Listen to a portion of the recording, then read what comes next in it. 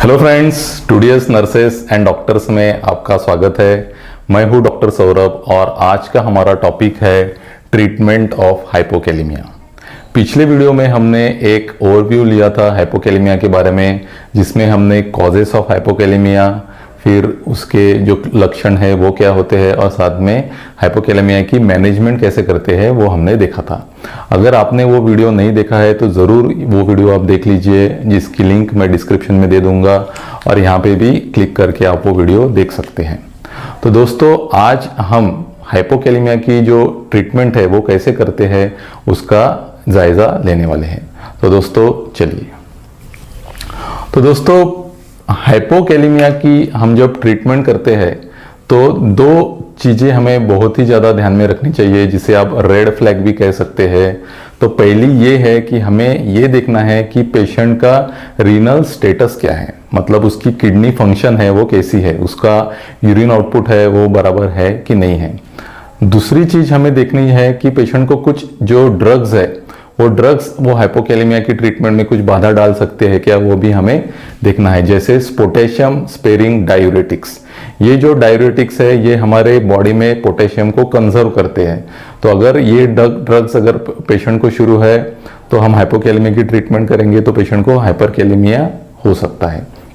साथ में ही ACE inhibitors, ये जो टाइप के ड्रग्स है ये भी पेशेंट में हाइपरकैलेमिया कर सकते हैं।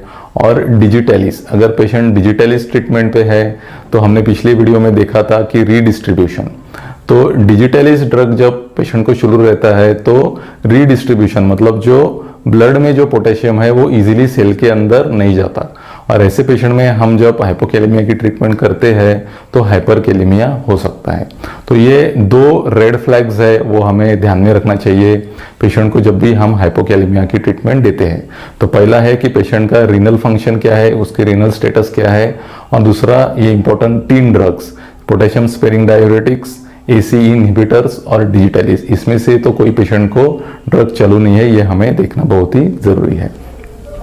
तो दोस्तों, पिछले वीडियो में हमने देखा था कि हम जब हाइपोकैलेमिया की ट्रीटमेंट करते हैं तो हमारे पास 3 कैटेगरीज रहती है। उसमें है पोटेशियम की लेवल अगर 3.5 और 4 के बीच में है, दूसरा कैटेगरी है 3 to 3.5 और आखिरी कैटेगरी है लेस देन 3। तो अगर डेफिनेशन के हिसाब से हम देखें तो हाइपोकैलेमिया हम तब कहते हैं जब पोटेशियम लेवल ब्लड में 3.5 के नीचे होती है। तो अगर पेशेंट की पोटेशियम की ब्लड लेवल अगर 3.5 to 4 है तो डेफिनेशन के हिसाब से तो ये हाइपोकैलेमिया नहीं है, लेकिन हमें विजिलेंट रहना है कि शायद ये पेशेंट हाइपोकैलेमिया में जा सकता है। तो ऐसे टाइप का जो पेशेंट है उसे हम पोटेशियम रिच फूड देते हैं। ऐसे जो भी खाने की चीजें हैं जिसमें ज्यादा मात्रा में पोटेशियम रहता है वो हमें पेशेंट को देना चाहिए। उसमें इंपॉर्टेंट है कोकोनट वाटर, नारियल का पानी, कोई भी टाइप के फ्रूट के जूसेस, और उसमें सबसे इंपॉर्टेंट है साइट्रस फ्रूट्स यानी नींबू पानी, अपना मौसम्बी का जूस, संतरे का जूस, इसमें बहुत ज़्यादा पोटेशियम रहता है। तो ऐसे टाइप का जो जूस है हमें पेशेंट को देना चाहिए। और फिर इंपॉर्टेंट एक फ्रूट है वो है बनाना, केला में भी बहुत ज़्यादा पोटेशियम रहता है। तो ऐसे टाइप की जो पोटेशियम रिच फूड है वो हमें पेशेंट को देना चाहिए ताकि वो पेशेंट हाइपोकैलेमिया में ना जाए। तो दूसरी जो कैटेगरी है हाइपोकैलेमिया की वो तब आती है जब पोटेशियम का लेवल 3.5 से कम हो जाता है लेकिन 3 से ज़्यादा रहता है। ऐसे टाइप के जो पेशेंट्स हैं उन्हें हम ओरल सप्लीमेंट्स देते हैं जिसमें भी पोटेशियम है। ऐसे टाइप के ड्रग्स हम पेशेंट को ओरल रूट से देते हैं। तो ओरल रूट का फायदा ये है, ओरल सप्लीमेंट्स का फायदा ये है कि ये जो ड्रग्स है ये सेफ है। सेफ का मतलब ये है कि ये जो ड्रग्स है ये इतने इजीली पेशेंट को हाइपरकैलेमिया की तरफ नहीं ले जा सकते, इसलिए जो ओरल सप्लीमेंट्स है पोटेशियम के वो सेफ रहते हैं। तो ओरल सप्लीमेंट्स क्या क्या रहते हैं, वो रह सकते हैं टैबलेट्स या कैप्सूल, ये फॉर्म में रह सकते हैं, या फिर सिरप। तो टैबलेट या कैप्सूल में हमारे पास है पोटेशियम क्लोराइड की टैबलेट या फिर पोटेशियम बाइकार्बोनेट के कैप्सूल, और सिरप में हमारे पास है पोटेशियम क्लोराइड का सिरप या फिर पोटेशियम साइट्रेट का सिरप। तो दोस्तों, जब भी हम पोटेशियम सप्लीमेंट्स देते हैं तो उसका डोज जो होता है वो होता है 60 to 80 milli equivalents per day. तो तो हम पोटेशियम का जो डोज है वो मिली इक्विवेलेंट्स में कैलकुलेट करते हैं। तो जो भी टैबलेट है या जो भी सिरप है उसमें जो स्पेसिफिक डोज है उसमें कितना मिली इक्विवेलेंट पोटेशियम है वो हमें देखना पड़ता है। जैसे पोटेशियम क्लोराइड आप अगर लेंगे तो इसमें 15 ml में 20 मिली इक्विवेलेंट पोटेशियम रहता है। तो ये हिसाब से अगर हमने देखा तो हमें पेशेंट को 20 मिली इक्विवेलेंट्स 8 आवरली अगर हमने डोज दिया, मतलब 15 ml अगर हमने पेशेंट को 3 टाइम्स दिया दिन में तो हमारा डोज पूरा हो जाता है। उसी हिसाब से पोटेशियम क्लोराइड की अगर हम टैबलेट देखेंगे तो एक टैबलेट में 8 मिली इक्विवेलेंट्स पोटेशियम रहता है।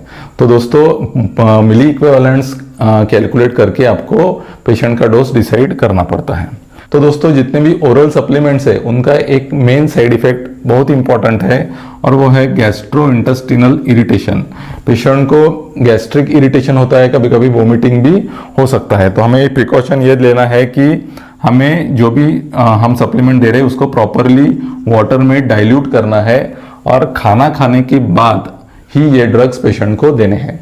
ये आप प्रिकॉशन लेंगे तो पेशेंट को गैस्ट्रिक इरिटेशन नहीं होगा। और तीसरी और मोस्ट इंपॉर्टेंट कैटेगरी है सीवियर हाइपोकैलेमिया, जब पोटेशियम की लेवल 3 के नीचे जाती है। ऐसी कंडीशन में हम पेशेंट को आईवी पोटेशियम सप्लीमेंट्स देते हैं, यानी इंट्रावीनस रूट से पोटेशियम हम पेशेंट को चढ़ाते हैं। ये जो रूट है ये रिस्की है क्योंकि इसमें आपने प्रॉपर प्रिकॉशन अगर नहीं लिया तो पेशेंट हाइपरकैलेमिया में जा सकता है और फिर उससे डेंजरस कॉम्प्लिकेशंस हो सकते हैं। आईवी सप्लीमेंट्स हम ये जो लेवल है इसमें भी हम कभी कभी दे सकते हैं अगर पेशेंट ओरली नहीं ले सक रहा है। अगर ओरली पेशेंट को कोई प्रॉब्लम है पोटेशियम सप्लीमेंट्स लेने में तो ऐसी कंडीशन में हम आईवी सप्लीमेंट पेशेंट को दे सकते हैं। तो आईवी सप्लीमेंट्स में हमारे पास क्या है, कुछ रेडीमेड आईवी फ्लूइड्स हमारे पास है, जैसे आइसोलाइट एम या फिर आइसोलाइट जी। ये टाइप के जो आईवी फ्लूइड्स है उसमें पोटेशियम कंटेंट ज़्यादा रहता है, तो ये सप्लीमेंट आप पेशेंट को दे सकते हैं। या फिर हमारे पास इंजेक्शन पोटेशियम क्लोराइड का एम्प्यूल रहता है। तो ये जो एम्प्यूल है इसको हमको प्रॉपरली नॉर्मल सलाइन में डाइल्यूट करके उसका सॉल्यूशन प्रिपेयर करना पड़ता है और बाद में हम फिर ये पेशेंट को दे सकते हैं। तो दोस्तों जब भी हम आईवी सप्लीमेंट्स पेशेंट को देते हैं तो हमें कुछ रूल्स फॉलो करना बहुत ही जरूरी है, क्योंकि ये बहुत रिस्की हो सकता है। अगर पेशेंट को एक ही कम समय में बहुत ज़्यादा अगर पोटेशियम आईवी चला गया तो हाइपरकैलेमिया हो सकता है, पेशेंट को इससे कार्डियक अरेस्ट हो सकता है और पेशेंट की डेथ भी हो सकती है। तो ये बहुत ही इंपॉर्टेंट चीज़ मैं आपको अभी बताने वाला हूँ कि हमें जब भी आईवी पोटेशियम हम देते हैं तो ये 3 चीज़ें हमें फॉलो करनी है कि 1 घंटे में हमको पेशेंट को 10 से 20 मिली इक्विवेलेंट पर आवर ये रेट से ज़्यादा नहीं देना है। 10 से 20 मिली इक्विवेलेंट पर आवर इतना ही हम पेशेंट को पोटेशियम ज़्यादा से ज़्यादा दे सकते हैं। दूसरा, पूरे दिन में हम पेशेंट को 240 मिली इक्विवेलेंट पर डे, पूरे दिन में हम पेशेंट को 240 मिली इक्विवेलेंट से ज़्यादा पोटेशियम नहीं दे सकते। ये दोनों लिमिट हमने अगर क्रॉस कर दी तो पेशेंट को हाइपरकैलेमिया हो सकता है। और दोस्तों ये बहुत रिस्की चीज़ है, इससे पेशेंट की डेथ भी हो सकती है और ऐसे किस्से हमारी मेडिकल हिस्ट्री में हुए हैं। तो ये हमें बहुत ही ज़्यादा ध्यान रखना है। दूसरा है कि हम जो भी कॉन्सेंट्रेशन बनाने वाले हैं आईवी फ्लूइड का, उसका जो कॉन्सेंट्रेशन है वो 40 मिली इक्विवेलेंट पर लीटर से ज़्यादा नहीं होना चाहिए। तो इसका कारण ये है कि ये कॉन्सेंट्रेशन अगर उससे ज़्यादा हुआ तो पेशेंट को थ्रोम्बोफ्लेबाइटिस हो सकता है।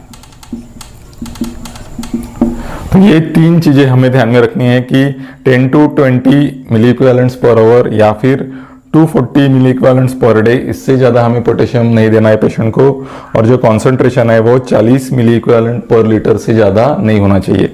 और जब भी हम पेशेंट को आईवी पोटेशियम सप्लीमेंट्स देते हैं तो ये 2 चीज़ें बहुत ही इंपॉर्टेंट है कि हमको ईसीजी मॉनिटर करते हुए उसको ये सप्लीमेंट्स देने हैं। उसका कारण वही है कि पेशेंट हाइपरकैलेमिया में तो नहीं जा रहा है, हाइपरकैलेमिया की साइंस तो हमें ईसीजी में नहीं दिख रही है, वो हमें मॉनिटर करना है।